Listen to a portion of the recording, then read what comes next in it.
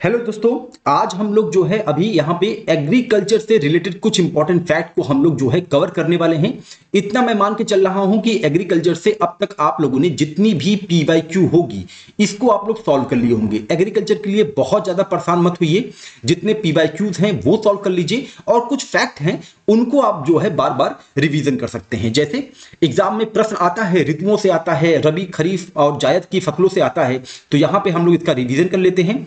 रबी की फसल जो होती है इसकी जो बुआई होती है अक्टूबर नवंबर में होती है और अप्रैल मई में कटाई हो जाती है। अब प्रश्न बनता है कि निम्नलिखित में से कौन सा रबी की फसल नहीं है या फिर खरीफ की फसल नहीं है, तो ये आपको पता होना चाहिए। तो रबी की जो फसलें हैं उनमें गेहूं, जौ, चना, मटर, सरसों, मसूर, आलू, अलसी आदि जो है शामिल हैं। इन्हें जो है हम लोग शीत ऋतु की फसलें भी कहते हैं।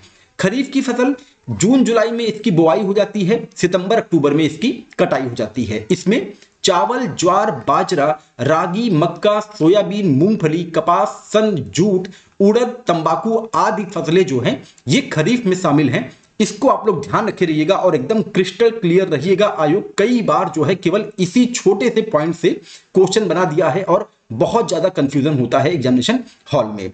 जायद की फसलें, इनकी जो बुआई होती है वो मार्च में होती है और जून में इनको काट लिया जाता है। इनमें कौन कौन शामिल हैं? तरबूज, खरबूज, ककड़ी, खीरा और करेला इनमें जो है शामिल हैं और इन्हें हम ग्रीष्मकालीन फसलें भी कहते हैं, ये आप ध्यान रखेंगे। अब आगे हम बात करते हैं कुछ जो है निगम या फिर आयोग कृषि से संबंधित, ये एग्जाम में आते हैं और इनका जो है वर्ष पूछ लेता है। जैसे सार्वजनिक वितरण प्रणाली, ये एग्जाम में आया हुआ है, 1950 को इसकी स्थापना की गई थी। केंद्रीय भंडारागार निगम की स्थापना कब हुई थी? 1957 में। एफसीआई कई बार एग्जाम में पूछा है, 1965 में इसकी स्थापना की गई थी, भारतीय खाद्य निगम की। कृषि मूल्य आयोग की स्थापना भी 1965 में ही की गई थी, जिसका बाद में 1985 में नाम बदलकर कृषि लागत एवं मूल्य आयोग सीएसीपी कर दिया गया था। ये आप ध्यान रखेंगे, इसमें आप कंफ्यूज नहीं होंगे। 1997 में लक्षित सार्वजनिक वितरण प्रणाली की शुरुआत की गई थी। मैं पहले भी कहते आया हूं, एक बार फिर रिपीट कर रहा हूं कि अभी आप रिवीजन का टाइम है और आप जो है एग्रीकल्चर, मैथ, रीजनिंग, साथ में आपका यूपी स्पेशल हो गया और आपका हो गया करंट अफेयर। अगर आप इन चारों का भी अच्छे से रिवीजन करते हैं लगातार तो आपकी इजीली जो है 50 नंबर तक बनने वाले हैं। इसको लेकर आप एकदम श्योर रहिए। चलिए नेक्स्ट पार्ट जो हम देखते हैं वो हम देखते हैं कि खाने वाला भाग जो है फलों में कौन कौन सा होता है और यहां से भी प्रश्न आता है। जैसे आम, केला और पपीता का जो हम खाते हैं वो मध्य फल भित्ति खाते हैं। क्या खाते हैं? मध्य फल भित्ति खाते हैं। देखिए ये जो है यूपी पीसीएस पहले भी पूछ चुका है। सेब, नाशपाती और लुकाट का हम लोग मांसल पुष्पासन खाते हैं। क्या खाते हैं? मांसल पुष्पासन। और लीची का हम लोग मांसल एरिल खाते हैं। मांसल एरिल खाते हैं लीची का। देखिए यूपीएससी में ये पूछा गया है। अंगूर, अमरूद और टमाटर का हम लोग फल भित्ति प्लेसेंटा खाते हैं, ये आप ध्यान रखे रहिएगा। नारियल का हम लोग एंडोस्पर्म, कॉटिलीडंस एवं एम्ब्रियो खाते हैं, ये आप ध्यान रखेंगे। अनार का हम लोग रसदार टेस्टा खाते हैं। नींबू के वर्ग में जो आते हैं उनमें हम लोग जो है एंडोकार्पिक जूसी हेयर खाते हैं। शहतूत में परिंदल पुंज, जिसे हम पेरियंथ बोलते हैं, वो खाते हैं। बादाम का हम लोग बीज खाते हैं। जो हम लोग बादाम खाते हैं ना वो एक्चुअली में बीज होता है। चावल, गेहूं, मक्का, जौ इनका हम एंडोस्पर्म एवं एम्ब्रियो खाते हैं। बेर, जामुन, आंवला, फलसा, चेरी आदि का हम लोग बाह एवं मध्य फल भित्ति खाते हैं, ये आप ध्यान रखे रहिएगा। अब आगे हम जो हम सेगमेंट पढ़ने वाले हैं ये आयोग का बहुत ही इंपॉर्टेंट सेगमेंट है। यहां से एक न एक प्रश्न जो है एग्रीकल्चर से वो बना देता है। जैसे सब्जियों में जो कोई रंग होता है वो किसके कारण होता है, या फिर कड़वापन होता है वो किसके कारण होता है, या फिर चरपराहट जो होती है वो किसके कारण होती है। जैसे मूली में तीखापन, ये जो है आइसोसाइनेट के कारण होता है, इसको आप लोग ध्यान रखेंगे। मिर्च में चरपराहट, ये कैप्सेसिन के कारण होता है, कई बार एग्जाम में आया है, इसको आप लोग ध्यान रखें। सलजम में चरपराहट, ये कैल्शियम ऑक्जेलेट के कारण होता है। किसके कारण? कैल्शियम ऑक्जेलेट के कारण। खीरे में कड़वाहट, ये जो है कुकर बिटेसिन के कारण होता है, इसको आप लोग ध्यान रखें। प्याज में गंध, कई बार एग्जाम में आया हुआ है, एलाइल प्रोपाइल डाइसल्फाइड के कारण होता है, इसको आप लोग ध्यान रखेंगे। लहसुन में गंध, कई बार ये भी एग्जाम में पूछा गया है। ये जो है एलाइंसिंग के कारण होता है, जिसे हम लोग डाई एलाइड डाई सल्फाइड, इसका जो है साइंटिफिक नेम है, इसको आप लोग ध्यान रखेंगे। करेले में कड़वाहट क्यों होता है? मेमोडिकोसाइट या फिर टेट्रासाइक्लिक ट्राइटरपाइन के कारण होता है, ये आप ध्यान रखेंगे। पीपर में गंध क्यों होता है? ओलियो रेसिन के कारण होता है पीपर में गंध, ये आप ध्यान रखें। आलू का हरा रंग सोलेनिन के कारण होता है। टमाटर का लाल रंग कई बार एग्जाम में आया है, लाइकोपिन के कारण होता है। प्याज में पीला रंग क्वेरिसिटीन के कारण होता है, और प्याज में ही लाल रंग एंथोसाइनिन के कारण होता है। दोनों में आप कंफ्यूज मत होइएगा। मिर्च में जो लाल रंग होता है वो कैप्सेनथिन के कारण होता है। हल्दी का पीलापन, हल्दी बोर्ड की भी स्थापना की जा रही है, बहुत इंपॉर्टेंट है, कुरकमीन के कारण होता है। गाजर में लाल रंग जो होता है वो एंथोसाइनिन के कारण होता है, और गाजर का जो नारंगी रंग होता है वो केरोटीन के कारण होता है। यहां पे भी आप कंफ्यूज नहीं होंगे। अरबी में कनकनाहट जो होती है वो कैल्शियम ऑक्सलेट के कारण होती है। तिलहनों के तेल का जो पीला रंग होता है वो कैरोटिनाइज्ड के कारण होता है, ये आप ध्यान रखेंगे। सूरजमुखी के तेल में जो कसैलापन होता है वो ऑक्सीडेशन के कारण होता है। खसेरी में से लकवा या गठिया, ये एग्जाम में आया हुआ है, ये जो है न्यूटोकिसिन या लेंथ्रोजन के कारण होता है, इसको आप ध्यान रखेंगे। चने का पत्ती में जो खटास होती है वो ऑक्जेलिक एसिड के कारण होती है, इसको भी आप लोग ध्यान रखें। अब हम आगे जिस पॉइंट की बात करने वाले हैं वो बात करने वाले हैं कि जो रोग होता है फसलों में और किस तत्व की कमी के कारण होता है, ये भी बहुत इंपॉर्टेंट है और यहां से भी प्रश्न एग्जाम में देखा गया है। जैसे सलजम में वाटर कोर जो रोग होता है वो मैग्नीज की कमी के कारण होता है। फूल गोभी में विम्प टेल जो होता है वो मॉलिब्डेनम की कमी के कारण होता है। फूल गोभी में बटनिंग जो होता है वो नाइट्रोजन की कमी के कारण होता है, इसको आप लोग ध्यान रखेंगे। फूल गोभी में ही ब्राउनिंग होता है, रोग होता है बोरान के कारण। देखिए ब्र से बोरान आप ऐसे कनेक्ट कर सकते हैं। चुकंदर में हर्ट रोट नामक रोग होता है, ये भी बोरान के कारण होता है। मटर में मार्च रोग होता है मैग्नीज के कारण, और चुकंदर में चित्तीदार पीला रोग होता है, ये भी जो है मैग्नीज के कारण होता है, इसको आप लोग ध्यान रखें। गाजर में कोटार स्पॉट रोग होता है, ये कैल्शियम के कारण होता है। और आलू का जो ब्लैक हर्ट रोग होता है ये भंडारण में ऑक्सीजन की कमी के कारण हो जाता है, इसको आप लोग ध्यान रखे रहें। अगर ये सेशन एग्जाम के पॉइंट ऑफ व्यू से इंपॉर्टेंट लग रहा है तो एक बार हमारे चैनल को आप अपने दोस्तों के बीच में जरूर शेयर करिएगा। अब हम चलते हैं मृदा की ओर। मृदा भी हमारा एग्रीकल्चर के पार्ट में भी आता है और ये ज्योग्राफी के भी सेक्शन में आ जाता है। तो बता दें कि भारत में जो मृदाएं पाई जाती हैं उनसे भी लगातार प्रश्न आया है। जैसे जलोढ़ मृदा, ये जो है किस क्षेत्र में है? ये सिंधु गंगा ब्रह्मपुत्र का दोआब तथा समुद्र तटीय क्षेत्र में जलोढ़ मृदाएं पाई जाती हैं, ये आप ध्यान रखें। इसकी जो मुख्य फसलें हैं वो धान है, गेहूं है, गन्ना है, आलू है, तिलहनी एवं दलहनी फसलें जो हैं इसकी मुख्य फसलें हैं। इसमें जो पोषक तत्वों की प्रचुरता होती है उनमें पोटाश व चूना की प्रचुरता होती है, ये आप ध्यान रखेंगे। अब कौन से पोषक तत्वों का अभाव होता है? तो एक तो होता है आपका नाइट्रोजन और दूसरा होता है फास्फोरस, इसको आप लोग ध्यान रखेंगे। ये लगभग सभी प्रकार की मृदा में इसका अभाव देखा गया है, तथा जीवाश्म पदार्थ का भी अभाव जो है जलोढ़ मृदा में पाया जाता है। काली मृदा, ये महाराष्ट्र, गुजरात, मध्य प्रदेश, तमिलनाडु का लावा क्षेत्र में ये पाई जाती हैं। कपास, सोयाबीन, चना, ज्वार, गेहूं, मूंगफली और केला मुख्य फसलें हैं काली मृदा की। इनमें पोटाश, चूना, मैग्नीशियम व एल्यूमिनियम की प्रचुरता पाई जाती है। नाइट्रोजन, फास्फोरस व जीवाश्म की कमी यहां पे भी देखी गई है काली मृदा में। लाल मिट्टी, ये संपूर्ण तमिलनाडु, कर्नाटक, दक्षिण पूर्व महाराष्ट्र, ओडिशा एवं मध्य प्रदेश का दक्षिण पूर्वी भाग में लाल मिट्टी पाई जाती है। तंबाकू, रागी, ज्वार, तीसी, कपास, गेहूं, मक्का जो है लाल मिट्टी की मुख्य फसलें हैं। लाल मिट्टी में लोहे की प्रचुरता पाई जाती है, ये आप ध्यान रखेंगे, ये एग्जाम में पूछा भी गया है। नाइट्रोजन, फास्फोरस व जीवाश्म की कमी देखी है। लेटराइट मिट्टी जो है ये कर्नाटक, केरल, तमिलनाडु, असम, महाराष्ट्र, उड़ीसा के पर्वतीय पाद क्षेत्र में पाई जाती है। चाय, काफी, रबर, सिनकोना, काजू की प्रचुर मात्रा में यहाँ पे जो है खेती होती है। लोहा एल्यूमिनियम की यहां पे प्रचुरता पाई जाती है लेटराइट मिट्टी में। नाइट्रोजन, फास्फोरस, पोटास व चूना की कमी देखी जाती है। मरुस्थलीय मृदा ये पंजाब, हरियाणा, राजस्थान, पश्चिमी उत्तर प्रदेश में पाई जाती हैं। बाजरा, ज्वार, मोटा अनाज, सरसों और जौ जो है यहाँ की मुख्य फसलें हैं। लवण व फास्फोरस की इसमें प्रचुरता मिलती है और जीवाश्म व नाइट्रोजन का अभाव मिलता है। पर्वतीय मृदा जो होती हैं ये कश्मीर से अरुणाचल प्रदेश तक का पर्वतीय क्षेत्र में पाई जाती हैं। इसमें सेब, नाशपाती, अलूचा, चाय आदि फल वृक्ष जो है मुख्य फसलें हैं पर्वतीय मृदा की। इसको आप लोग ध्यान रखेंगे। और पर्वतीय मृदा में पोटाश, चना व फास्फोरस का अभाव रहता है। जीवाश्म की प्रचुरता रहती है, ये आप ध्यान रखे रहेंगे।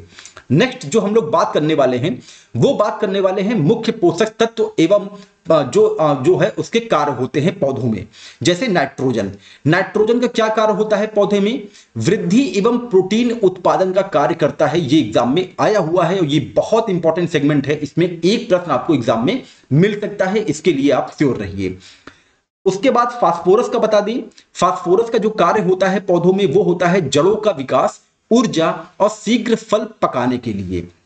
वहीं आपका पोटेशियम, पोटेशियम जो है उच्च गुणवत्ता पानी का उचित अवशोषण करता है पौधों में, ये आप ध्यान रखेंगे।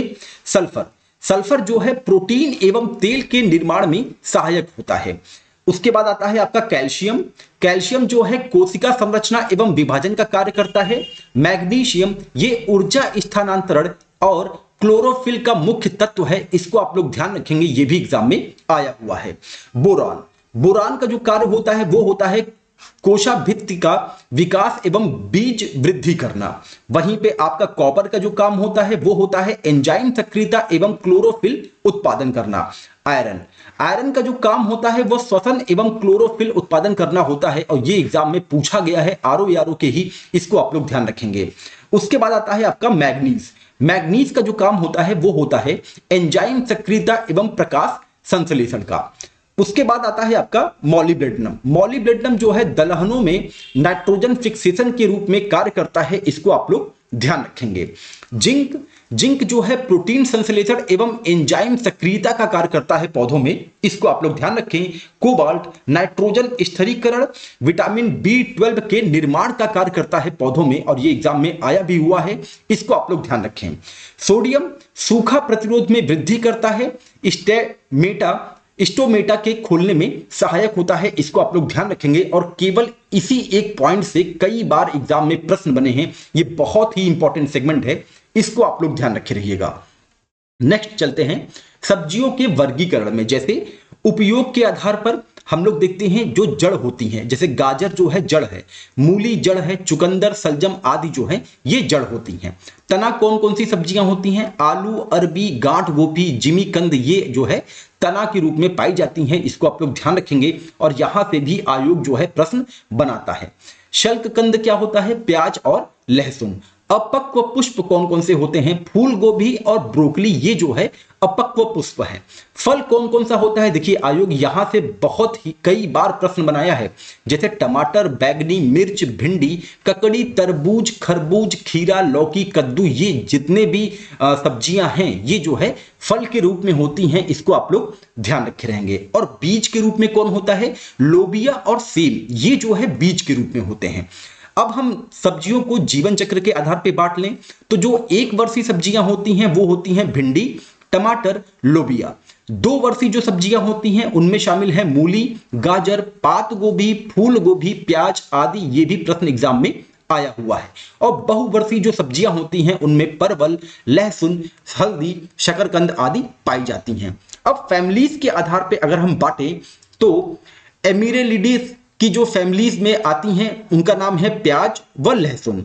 उसी में क्रूसीफेरी के फैमिली में जो शामिल हैं उनमें आता है फूल गोभी, पात गोभी, गांठ गोभी, मूली, सलजम और सरसों। कुकर बिटेसी की फैमिली में जो आते हैं उनका नाम है लौकी, टिंडा, सीताफल, खरबूज, तरबूज, खीरा, करेला, परवल, तुरई, कद्दू, ये जो है कुकर बिटेसी के फैमिली में आती हैं। अम्बैली फेरी की फैमिली में कौन कौन शामिल है? कौन कौन सी सब्जी है? गाजर और धनिया जो है ये अम्बैली फैमिली में शामिल है।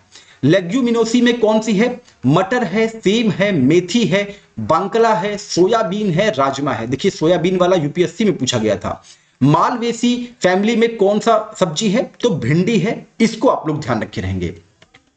अब नेक्स्ट पॉइंट पे जो हम लोग बात करने वाले हैं ये भी बहुत इंपॉर्टेंट है और यहां से भी आयोग जो है एक ना एक प्रश्न जो है बना सकता है। फसलों में होने वाले विभिन्न रोग और उसके कारक। कारक अभी हम लोग जो है बाद में देखेंगे, पहले हम रोग देख लेते हैं। जैसे धान में कौन कौन सा रोग होता है?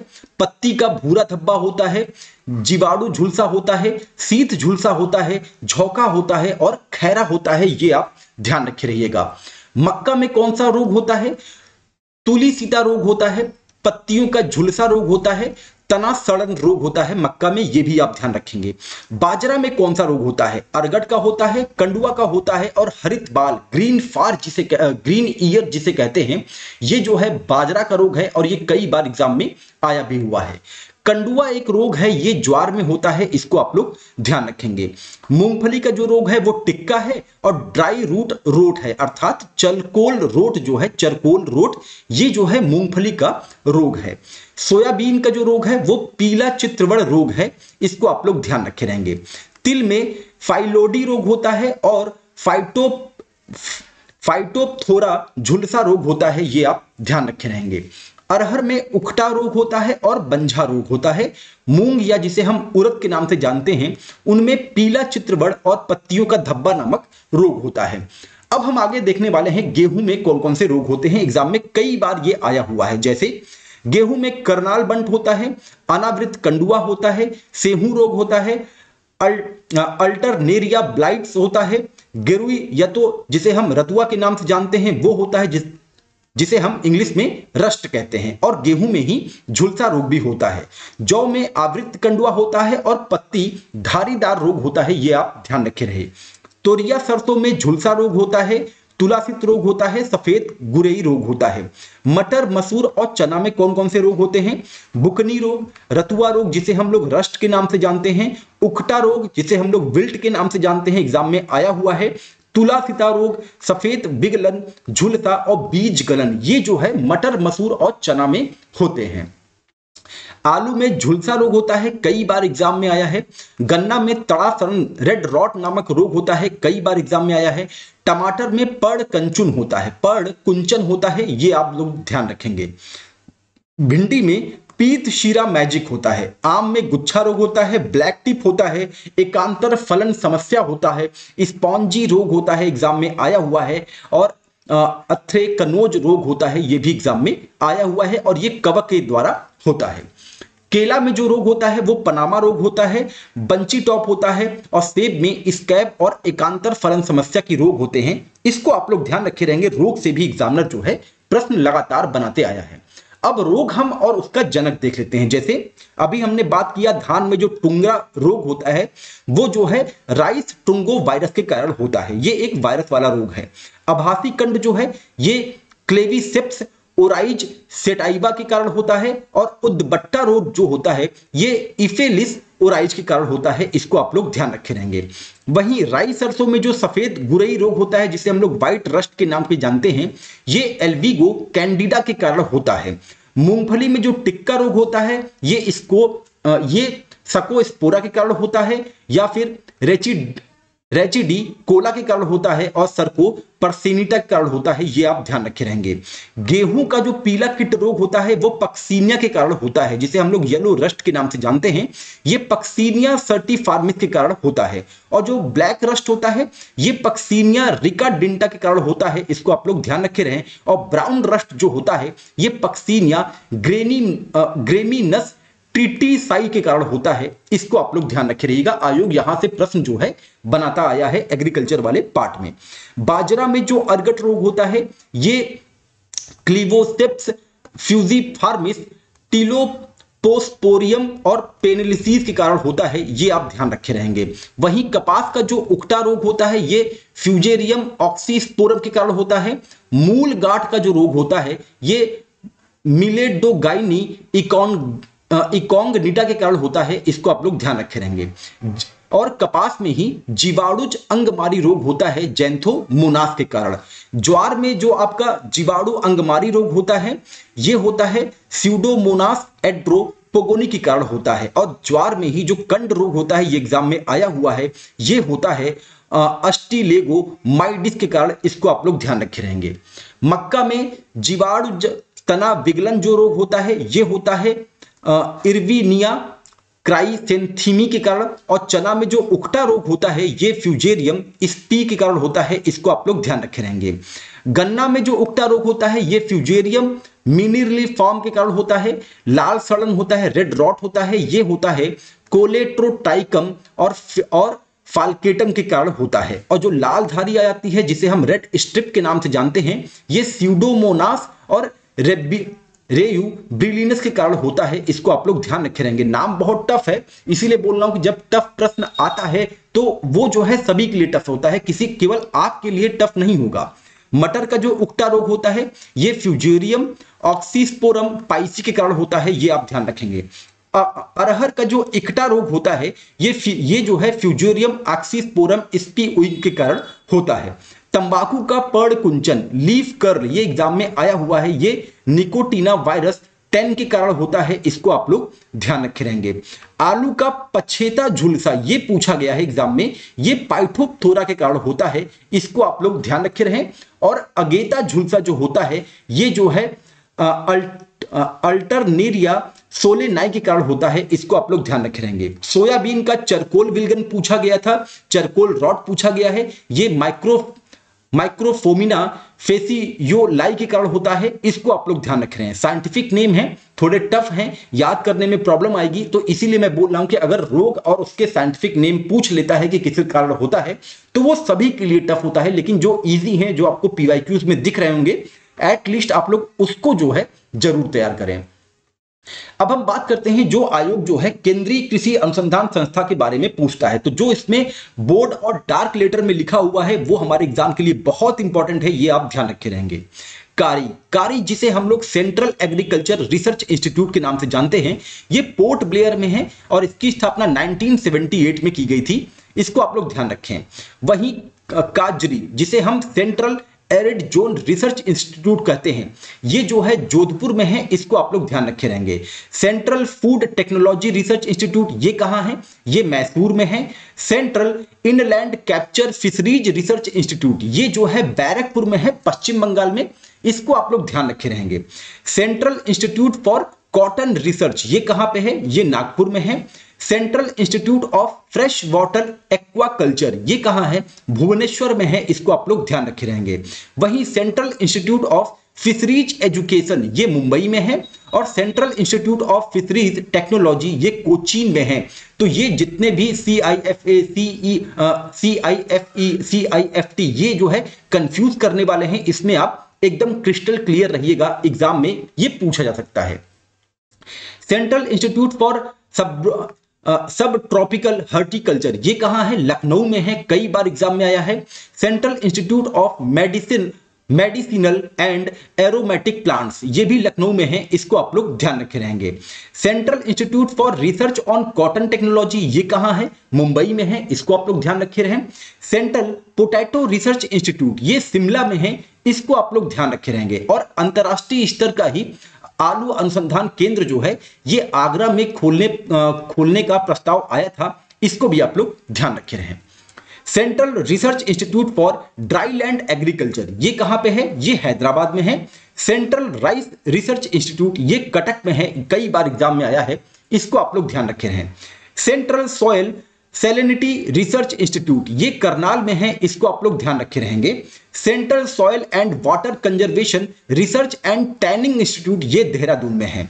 Central ship and wool research institute, ये अंबिका नगर में है, राजस्थान में पड़ता है, इसको आप लोग ध्यान रखें। और central tobacco research institute CTRI, कई बार एग्जाम में आया है, ये राजमुंद्री में है, आंध्र प्रदेश में, इसको भी आप लोग ध्यान रखे रहें।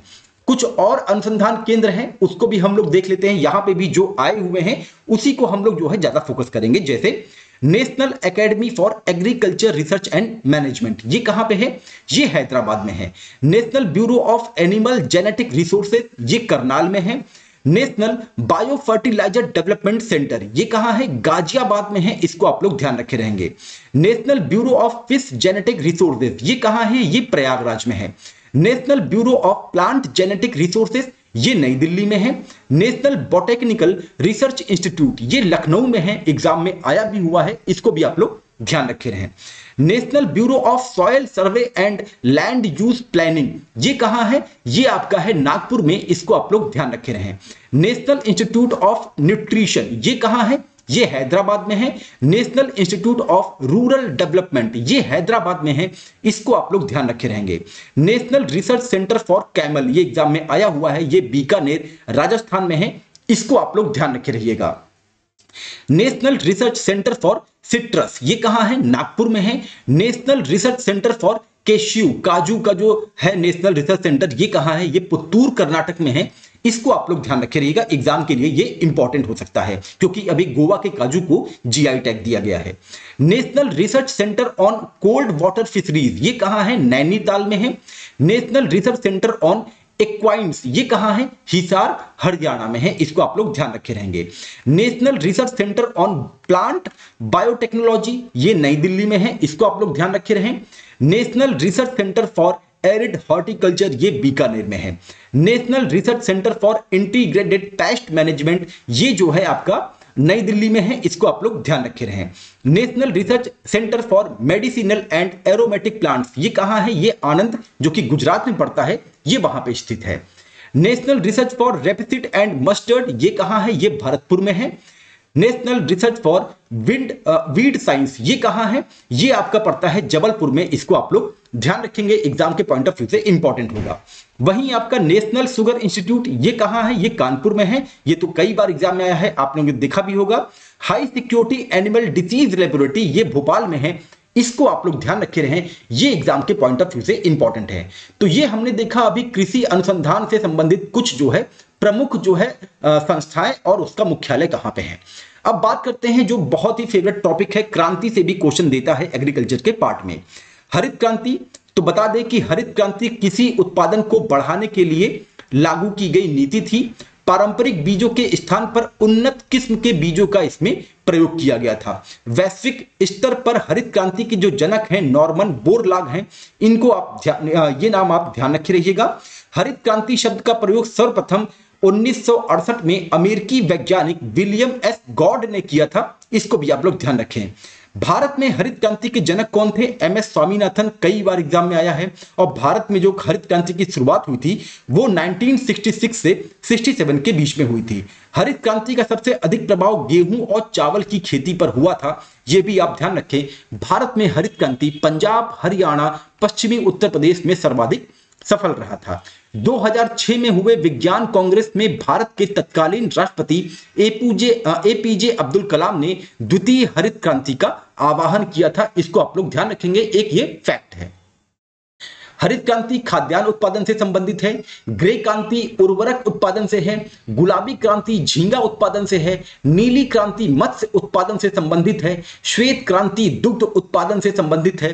पीली क्रांति तिलहन उत्पादन, काली क्रांति पेट्रोलियम, लाल क्रांति मांस टमाटर उत्पादन और स्वर्ण क्रांति ये फल उत्पादन से संबंधित है। ये बहुत इंपॉर्टेंट क्रांतिज हैं, ये एग्जाम में पूछा जा सकता है, इसको आप लोग ध्यान रखे रहेंगे। अब हम जो पार्ट देखने वाले हैं वो देखने वाले हैं कि हम लोग जो है स्थानांतरणशील जो कृषि होती है, जैसे स्थानीय नाम जो होते हैं वो कौन से क्षेत्र में किस नाम से बुलाया जाता है। जैसे झूमिंग खेती जो होती है ये पूर्वोत्तर भारत की खेती है। बेवर और दहिया ये जो है बुंदेलखंड से संबंधित है, इसको आप लोग ध्यान रखेंगे, मध्य प्रदेश के बुंदेलखंड वाले एरिया से। दीपा जो स्थानीय नाम है कृषि का, ये छत्तीसगढ़ से संबंधित है। जरा एरका जो स्थानीय नाम है कृषि का वो संबंधित है खेती का दक्षिण भारतीय राज्यों से। बत्रा वालरे या वालतरे ये जो है दक्षिण पूर्वी राजस्थान से संबंधित है। पोडू या पेड्डा ये जो है आंध्र प्रदेश की जो है कृषि जो है कहलाई जाती है। कुमारी जो स्थानांतरित कृषि है ये जो है पश्चिमी घाट केरल से संबंधित है। पामाडाबी, कोमना और बरिंगा ये जो है उड़ीसा से संबंधित है, इसको आप ध्यान रखे रहेंगे। बोगमा जो स्थानांतरित कृषि है ये मेघालय से संबंधित है। कुरवा झारखंड से और खिल जो है हिमालय क्षेत्र से संबंधित है, इसको आप लोग ध्यान रखे रहेंगे। वहीं जो वैश्विक स्तर पे जो स्थानांतरित कृषि है उसको हम किन किन नामों से जानते हैं और कौन कौन सा क्षेत्र है उसको देख लेते हैं। झूमिंग जो है ये दक्षिण एवं दक्षिण पूर्व एशिया, तमराई थाईलैंड, टोंगिया म्यांमार, मिल्पा मध्य अमेरिका, जूमा सुमात्रा, रोका ब्राजील, लदांग मलेशिया, कैंगिन ये फिलीपींस की है, चेना श्रीलंका, न्याक्सू सूडान, हुमहा इंडोनेशिया, चितमीन जाम्बिया, कोनकू वेनेजुएला, मसोले मध्य अफ्रीका, रे वियतनाम। तो देखिए सूडान का क्या है, न्याक्सू है, आपका मध्य अफ्रीका का क्या है, मसोले है। तो ये नाम आप याद रखिएगा क्योंकि ये अफ्रीकी महाद्वीप से संबंधित है और इनसे भी जो है लगातार प्रश्न जो है एग्जाम में आता रहा है, इसको आप लोग ध्यान रखें। बता दें कि भारत में 15 कृषि जलवायु क्षेत्र हैं। यहां पे हम लोग केवल और केवल एग्रीकल्चर के इंपॉर्टेंट फैक्ट देख रहे हैं और अगर ये आपको इंपॉर्टेंट लग रहा हो पॉइंट एग्जाम के पॉइंट ऑफ व्यू से तो आप एक बार हमारे चैनल को लाइक सब्सक्राइब और अपने दोस्तों के बीच में शेयर जरूर कर दीजिएगा। तो 15 जो कृषि जलवायु क्षेत्र हैं वो कौन कौन से हैं? पश्चिमी हिमालय श्रेणी, पूर्वी हिमालय श्रेणी, निम्न गांगेय मैदानी क्षेत्र, मध्य गांगेय मैदानी क्षेत्र, उच्च गांगेय मैदानी क्षेत्र, गंगा पार मैदानी क्षेत्र, पूर्वी पठार तथा पर्वतीय क्षेत्र, केंद्रीय पठार तथा पर्वतीय क्षेत्र, पश्चिमी पठार तथा पर्वतीय क्षेत्र, दक्षिणी पठार पर्वतीय क्षेत्र, पूर्वी तटीय मैदान और पर्वतीय क्षेत्र, पश्चिमी तटीय मैदान और पर्वतीय क्षेत्र, गुजरात के मैदान और पर्वतीय क्षेत्र, पश्चिमी मैदान और पर्वतीय क्षेत्र और द्वीप क्षेत्र। ये जो है 15 कुल जो है भारत में कृषि क्षेत्र थे, इसको आप लोग जो है ध्यान रखे रहिएगा। नेक्स्ट जिसकी हम बात करने वाले हैं वो है प्रमुख बोर्ड और वो कहां पे है, उसका मुख्यालय कहां पे है। जैसे राष्ट्रीय जूट बोर्ड ये जो है कोलकाता में है, भारतीय चाय बोर्ड ये भी कोलकाता में है, इसको आप लोग ध्यान रखेंगे। राष्ट्रीय अंगूर अनुसंधान केंद्र पुणे में है, भारतीय अंगूर प्रसंस्करण बोर्ड ये भी पुणे में है, इसको आप लोग ध्यान रखे रहिएगा। राष्ट्रीय मत्स्य विकास बोर्ड कहां है? हैदराबाद में है। भारतीय तंबाकू बोर्ड कहां है? गुंटूर में है। भारतीय मसाले बोर्ड कोच्चि में है। बेंगलुरु में भारतीय कॉफी बोर्ड है, इसको आप लोग ध्यान रखे रहिए। और भारतीय रबड़ बोर्ड जो है ये कोट्टायम में है। तो ये सारे कुछ इंपॉर्टेंट थे हमारे जो बोर्ड हैं और उनके मुख्यालय हैं। तो अगर ये सेशन एग्रीकल्चर के पॉइंट ऑफ व्यू से और आपके आरओ यारो के पॉइंट ऑफ व्यू से इंपॉर्टेंट लगा हो तो आप हमारे चैनल को अपने दोस्तों के बीच में जरूर शेयर करिएगा। चलिए मिलते हैं अपने अगले टॉपिक के साथ, तब तक अपना ध्यान रखें। नमस्कार, जय हिंद, जय भारत।